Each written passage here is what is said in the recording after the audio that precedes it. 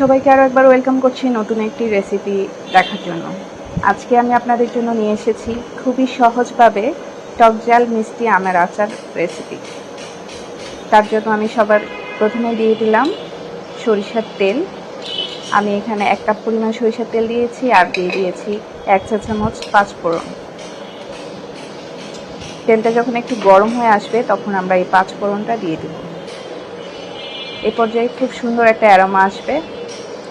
এখন দিয়ে দিচ্ছি রসুন বাটা 1 চামচ, দিয়ে দিচ্ছি আদা বাটা 1 চামচ। একটু নেড়ে নেড়ে কষিয়ে নিব।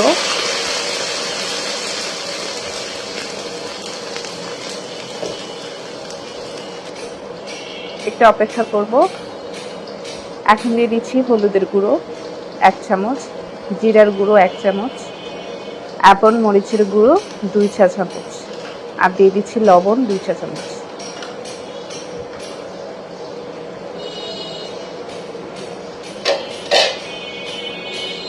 দিয়ে আমরা একটু নাড়িয়ে ছাড়িয়ে ভেজে দিব এই মশলাগুলোকে।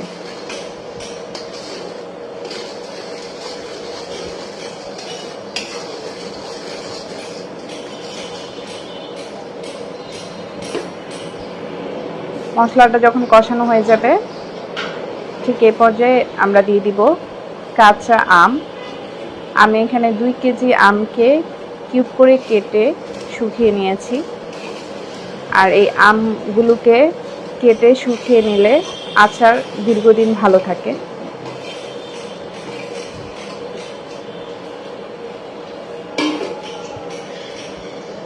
আমি এখানে খোসা সহ দিয়েছি, আপনারা চাইলে খোসা ছাড়াও দিতে পারেন। বাট এই আচারটা খোসা সহ দিলে ভালো লাগে।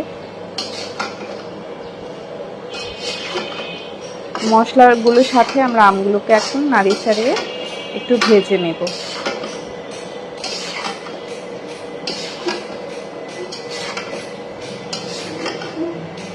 একটু অপেক্ষা করব।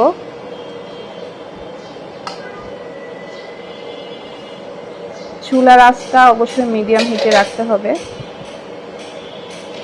নয়তো আমের নিচে লেগে যেতে পারে, আচারটা পুড়ে যাওয়ার সম্ভাবনা থাকে। এখন দিয়ে দিচ্ছি রসুন। আমি এখানে 2টো রসুন নিয়েছি, রসুনগুলোকে কেটে নিয়েছি। আপনারা চাইলে আস্ত রসুনও ব্যবহার করতে পারেন, আমি এখানে স্লাইস করে কেটে নিয়েছি। এই রসুনগুলোকেও তেলের মধ্যে দিয়ে ভেজে দিব, যাতে করে রসুনেরও কাঁচা স্মেলটা চলে যায়। এখন দিয়ে দিচ্ছি চিনি। এখানে আনুমানিক 1 কাপ বা তার বেশি হতে পারে চিনি দিয়ে দিয়েছি।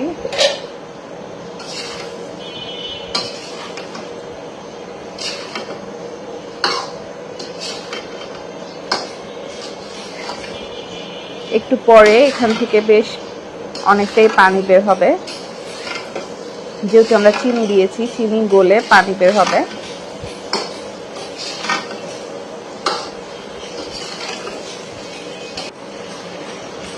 আর এখন দিয়ে দিচ্ছি আস্ত কিছু শুকনা মরিচকে কেটে। আপনারা চাইলে আস্ত মরিচও দিতে পারেন, আমি এখানে একটু কেটে দিয়েছি যাতে করে মরিচের ঝালটা সব জায়গায় যায়।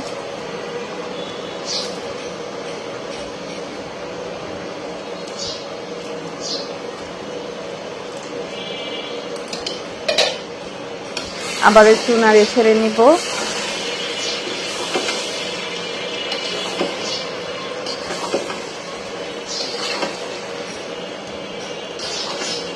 এই পর্যায়ে চুলার আঁচটা একটু বাড়িয়ে দিব।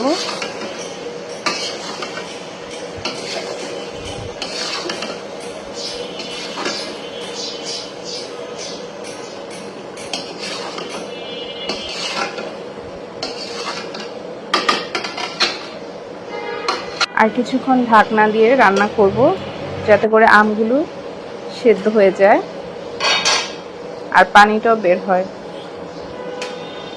আর এখন দিয়ে দিচ্ছি আমরা মশলা। এটা হচ্ছে পাঁচফোড়নকে তেলে নিয়ে গুঁড়ো করা হয়েছে, ওই মশলাটা আমি এখানে দিয়ে দিয়েছি। আর এখন দিয়ে দিচ্ছি সিরকা,